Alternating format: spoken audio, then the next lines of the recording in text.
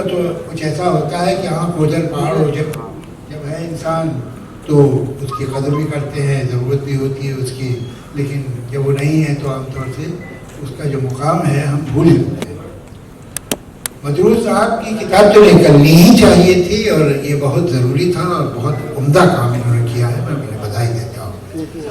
ये देखिए show business है और इसमें वक्त के साथ हर 6, 7, 8 साल में ट्रेंड बदलते हैं, ज़बान बदलती है, स्टाइल बदलता है, मजाक बदलता है, जो ऑडियंस है वो बदल जाती है। इसलिए कि वैसे जनरेशन चेंज होती है 15 साल में, 20 साल में, लेकिन फिल्म की जनरेशन 7-8 साल में बदल जाती है। उसमें 55 बरस तक क्रिएटिव काम में अपने आप को रेलेवेंट रखना, अपने आप को जिंदा रखना और लोगों तक अपना लोहा मनवाते रहना आसान काम नहीं है। देखिए गुस्ताखी माफ, यहाँ कुछ एक्टर्स भी बैठे हैं और कुछ सिंगर्स भी बैठे हैं। कुछ काम ऐसे होते हैं और यहाँ भी हमने एक डांसर भी देखी, कुछ काम होते हैं कि आप जितना उन्हें करते हैं वो आसान होते जाते हैं। जितना आप एक्टिंग करेंगे और जितना आपको एक्टिंग का तजुर्बा होगा उतना आप में सहूलत पैदा होगी काम की। जितना आप गाएंगे उतना आपका गला मचेगा, जितना आप डांस करेंगे उतना आपके जिस्म को लोच मिलेगा। लेकिन ये राइटर का काम बड़ा झंझट का होता है, ये तो अपने को खाली करना होता है। वो जितना करता जाता है काम करना उतना मुश्किल होता जाता है। तो 55 बरस तक ये कौन सा समंदर था कि हर बार जब आपने डाला उसमें घड़ा तो भरा ही निकला और कटे वही तो ये मामूली बात नहीं है।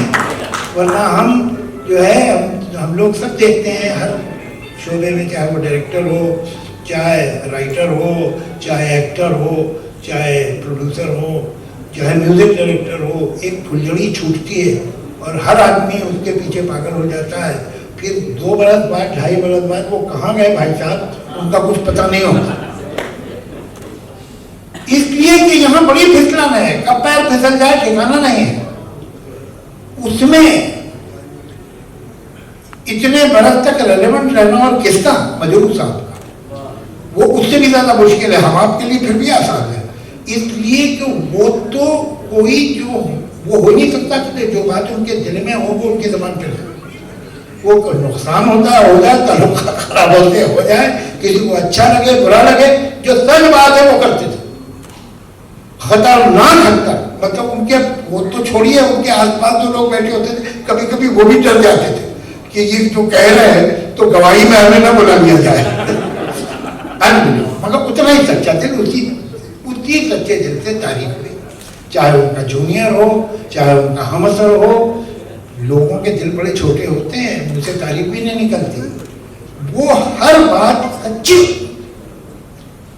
और एक अजीब बात बताऊं, मैंने राइटर देखे हैं प्रोज के लिए, पोइट्री के लिए, ये 2 तरह के होते हैं। जैसे कृष्णचंद्र जी थे, बहुत बड़े नॉवेलिस्ट और शॉर्ट स्टोरी राइटर। मैंने उनकी मैन्युस्क्रिप्ट देखी है तो 80-80 पेज आप पलटते जाइए, एक वर्ड कटा हुआ नहीं।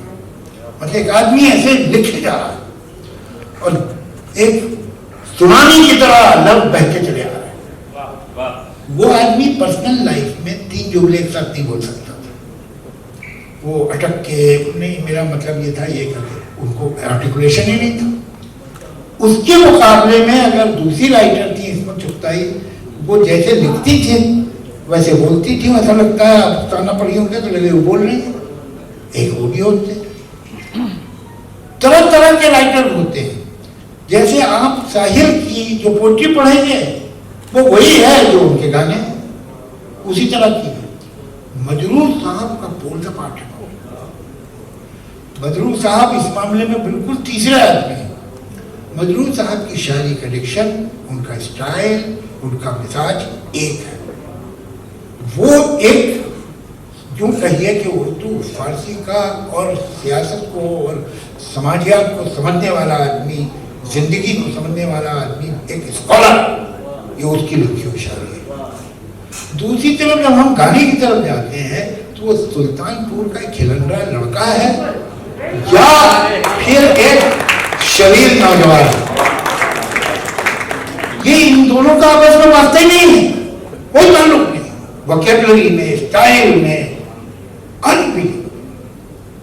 और आप लोग जैसे वाकिफ होंगे कि हमारे यहाँ आमतौर से ट्यून पहले बनती है, उस पर गाने लिखे जाते हैं, जो कैफी साहब के अल्फाज में यूँ कहूँ कि कब्र पहले खोद ली जाती है फिर मुर्दा ढूंढा जाता है, कि कब्र मुर्दा कब्र में फिटाना चाहिए। तो ये हमारे गाने आमतौर से ट्यून पे होते हैं।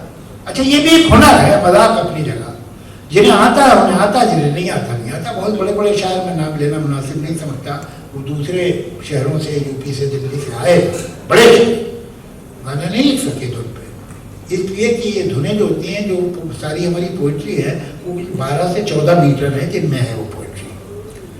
यहाँ तो हर गाने की अपना मीटर होता है, अपने टुकड़े होते हैं कि कहाँ से कहाँ ट्यून जाएगी कोई ठिकाना नहीं है। उस पे गाना लिखना जो ग्रामेटिकली सही हो, जो जज्बात उसके सही हो, उसमें इजहार हो और बात हो कोई, ये आसान काम नहीं है।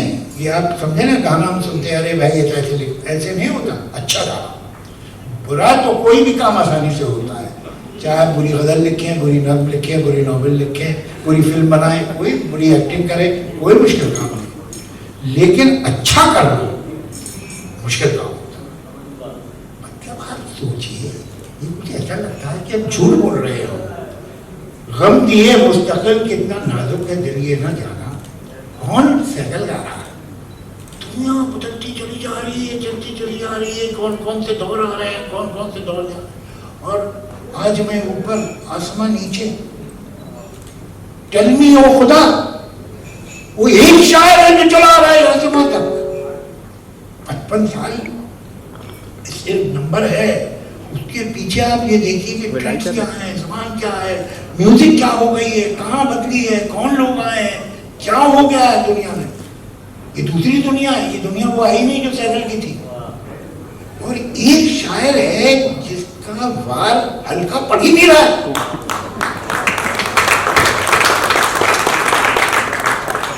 और अगर आप उनके गाने गौर से सुनिए तो लाइट से लाइट सॉन्ग जो होगा उसमें भी आपको दिख जाता है कि ये लाइट सॉन्ग लिखा है, ये हल्का रोमांटिक गाना लिखा है, लिखा उस्ताद ने। खुल के ये जुल्फ से काली भला हो जाए, कोई लिख नहीं सकता है ना, आज लिख नहीं सकता। खुल के ये जुल्फ से काली भला हो जाए, ये कहां से लाइन है? माना क्या है गहरा अंधेरा, हो गई डगर की चांदनी, मैली ना हो धुंधली पड़े ना, देख नजर की चांदनी। अरे बाप है, डाले हुए हैं रात की चादर, सितारों की मंजिल राही। अरे क्या कितने मिसरे हैं जो इसे बेसाख्ता निकलते हैं, जिनमें वो जबान है, वो रचाव है जबान का, जो एक सही शायर का जब दिल चाह रहा है यूं लिखता हूँ तब लिख सकता हूँ। ऐसा नहीं है जैसे किसी ने एक मतलब पिकासो के स्टूडियो में कुछ स्टूडेंट गए आर्ट के, तो उन्होंने पिकासो की दीवार पे पेंटिंग देखी तो लाइनें अड़ी टेढ़ी जैसी ये वो, तो उनमें से स्टूडेंट जरा ज़्यादा स्मार्ट था, कहता साहब ऐसी तो हम भी बना सकते हैं, इसमें क्या मुश्किल है। अच्छा, पिकासो का इदारा कागज़ लिया सफ़ेद, दोनों हाथों में एक एक पेंसिल ली और यूँ करके 2 दायरे बनाए। उसने कहा ये प्रकार से नाप लो, ये दायरे परफेक्ट है दोनों, जिस दिन ऐसे दायरे बनाने आ जाए उस दिन लाइन तोड़ना।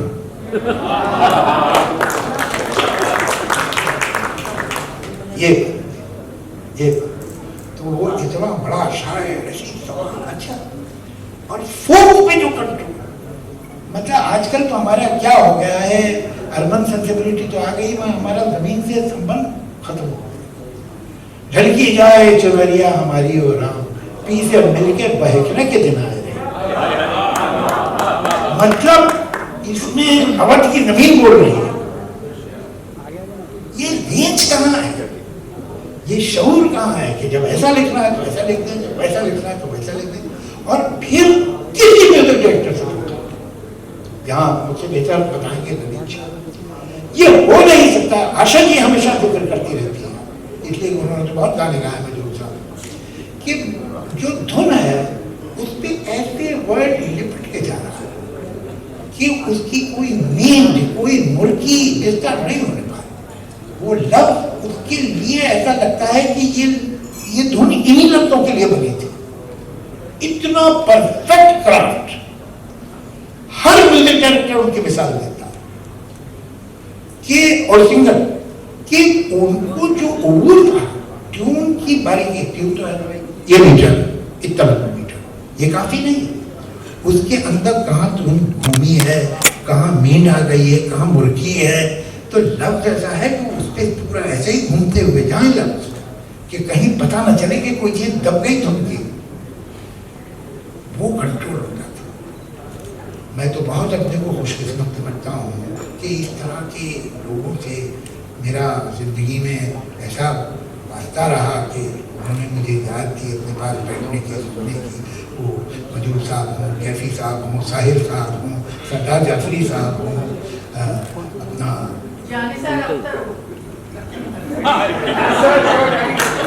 हाँ वो थे, मगर बैठने की इजाजत कहाँ देते। तो कितना इनसे आप एक बार मिल लीजिए, एक शाम गुजार लीजिए, तो आप जब बाहर निकलेंगे तो आप ऐसी दो चार बातें सीख के निकलेंगे जो आपने कभी सुनी नहीं थी। मुझे मजरूर साहब ने इतना सिखाया है, इतना ऐसी बातें, मिसाल के तौर पे उनका देखो, ये उनसे सीखा। कुछ लफ्ज होते हैं, कुछ साउंड होती है जिनमें आस नहीं होती। अब तक देखिए हम सुन, आप यहाँ आस है, मगर अब बंद हो गया, इसमें कोई आस नहीं है। ये इस तरह की साउंड जब तुम गाना लिखोगे और इसमें बीच में आएगी तो कान को बुरी लग सकती है। अगर ट्यून स्मूथली जा रही है आगे, तो ये जो टक आ जाएगा तो ट्यून को झटका लग जाएगा। अब झटका लगेगा, ट्यून बिगड़ेगी। इसकी एक तरकीब है, ये मुझे भी मुफ्त में मिली थी तो मैं आप लोग को दे रहा हूँ। ये मजरूर साहब ने बताया है। इसके बाद फौरन एक ऐसा लफ्ज इस्तेमाल करो जो वावल अलिफ, ये तो ये जो बंद साउंड है पिघल जाए। अब आए हो तो उसमें आप बंद हो गया। अब आए हो तो वो आए जो है उसने बेस को हिला दिया। अभी देखिए कि ऐसी कितनी बातें, मैं तो एक सब तो नहीं बता दूंगा ना आप लोग, बचा के। हाँ, एक बता दिया, अब आप तबस्से। तो ऐसी कितनी बातें यकीन कीजिए जो मुझे अभी याद भी आ रही है, लेकिन कितना आगे बोली। ये इनके तजुर्बे थे, इनसे सुनिए। आज तो यह हाल हो गया है, लिख रहे होते हैं हम, कभी कंफ्यूजन होता है किसी लफ्ज के बारे में, कभी तो किसी से पूछे तो कोई है नहीं। मतलब हम तो कभी होता था तो फोन करके पूछ सकते थे, कैफी साहब से, जाफरी साहब से, मजरूर साहब से, और पूछा है मैंने, मजरूर साहब मैं ऐसे लिख रहा हूँ, जायज है? और उन्होंने मुझे सही राय की, नहीं तो बेटा ये गड़बड़ है, बाकी यूँ ठीक कर लो। ये कई बार हुआ है। जाफरी साहब को दिखाया मैंने कि मीटर आपको करेक्ट होता है, ये अनयूजुअल है, इस तरह से। कैफी साहब से तो पता नहीं कितनी बार। आज अगर मैं किसी इशू पे कंफ्यूज होता हूँ लिखते हुए पोइट्री में, तो देर नॉर्मली कोई आदमी है नहीं अब हमारे मुल्क में कहीं कि मैं उसे फ़ोन करके पूछूं कि ये लफ्ज़ सही है इस्तेमाल या जायज़ है कि ना जायज़। ये लोग थे, मतलब समझिए एक आबशार है, एक झरना नॉलेज का। आप जिसके नीचे बैठे हुए गिरे चला जा रहा है, कमी नहीं हो रहा। तो ये, और आप वो, मैं एक बात कहता हूँ कि आप 50 बरस के, और आप में वो तमाम खूबियाँ हैं जो एक 50 बरस के आदमी में होनी चाहिए। तो माफ़ कीजिएगा, आप 1 बरस के हैं जो इत्तेफाक से 50 माह हैं। अगर आप सचमुच 50 साल के होना चाहते हैं तो फिर आप में 15 साल का लड़का, 30 साल का आदमी, 45 साल का मैच्योर्ड आदमी, वो सब जिंदा होनी चाहिए। गुरु साहब ने शायरी से और अपने गीत से बताया कि वो जितने साल के थे उन तमाम सालों के वो जिंदा थे, तमाम वर्षों में जिंदा। ये मैं तो बोलता ही चला जाऊंगा, थकूंगा नहीं, लेकिन ये कि बहरहाल ये है, सच्ची बात तो ये है कि वैसे लोग होंगे नहीं। अब हमसे ही काम चला गया।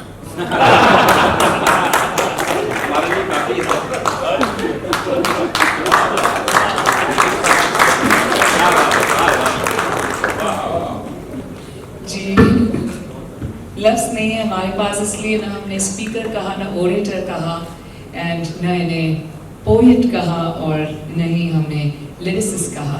He is truly the ultimate. Ladies and gentleman, Javed Akhtar साहब के हर एक शब्द जब हम सुनते हैं ना, तो जैसे कि मैंने कहा, न सिर्फ दिल को बट रूह को छू जाते हैं।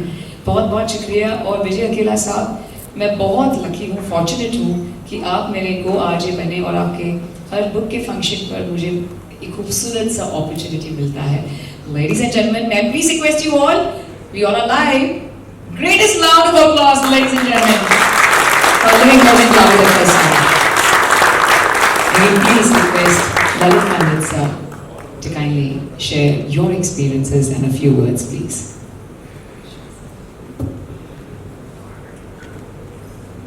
नमस्ते सबको, और बहुत बहुत बधाई हो विजय जी, आपने मजू साहब की किताब लिखी। जब उन्होंने कहा ही मुझे, तो मैं बहुत खुश हो गया, क्योंकि मजू साहब की ज़्यादा जो किताबें हैं वो उर्दू में लिखी हुई हैं, और उर्दू सबको तो नहीं आती। तो मैंने अभी पूछा था दिलीप से कि हिंदी में कोई है जिसमें बुक है जो जिसमें मजू साहब के बारे में पढ़ा जाए। तो मुझे लगता है ये पहली किताब आएगी हाथ में जिसको पढ़ सकेंगे लोग और समझ सकेंगे मजू साहब के बारे में। मजू साहब के बारे में क्या बोल सकते हैं? मजू साहब एक महान राइटर होने के अलावा बहुत ही खूबसूरत इंसान थे, और यही बात काफ़ी है कि उनसे जब मुलाकात होती थी, जब उनके साथ बैठने का मौका मिलता था, कुछ ना कुछ ज़रूर सीखने को मिल जाता था। मजू साहब के साथ 1990 से 2000 तक मैं अपने आप को खुशकिस्मत समझूंगा कि सबसे ज़्यादा जो फिल्में की इस दौर में वो जतिन ललित ने की थी। हमने शुरुआत ही मजू साहब से की थी, पहली फिल्म से। उसके सारे गाने हिट हुए थे, और फिर कंसिस्टेंटली बिन तेरे सनम जो था वो लाइफ का पहला हिट गाना था हमारा, पहली पिक्चर का, वो मजू साहब का लिखा हुआ था। और उस गाने की वजह से मुझे यही कहना पड़ेगा कि कभी स्ट्रगल ही नहीं करना पड़ा, इतनी सारी पिक्चरें आ गई थी उस गाने के हिट होने से। और उनमें मजू साहब का हमेशा साथ रहा, हम बहुत इंजॉय करते थे मजू साहब के साथ काम करने के लिए। और मजू साहब के साथ कई ऐसे किस्से हैं, जैसे जावेद साहब ने बात की आज मैं ऊपर आसमां नीचे, इस गाने से मुझे एक किस्सा याद आ गया उनका, जो मैं कभी पहले शेयर नहीं किया लेकिन जरूर आज कहूँगा। हुआ यूँ था कि हम लोग पिक्चर कर रहे थे मोहब्बतें, और यश जी के घर पे फाइनल सिटिंग हो रही थी हमारी, और नेक्स्ट डे गाना रिकॉर्ड होना था। तो आनंद बख्शी साहब बैठे थे और यश जी बैठे थे, और पूरी सिटिंग हो गई हमारी, हम सब पैक कर रहे थे वहाँ से, जतिन, मैं और हमारे असिस्टेंट। तो यश जी आनंद बख्शी साहब को पंजाबी में बोल रहे थे कि ऐसा आस्ते आस्ते सुनाई दे रहा था पंजाबी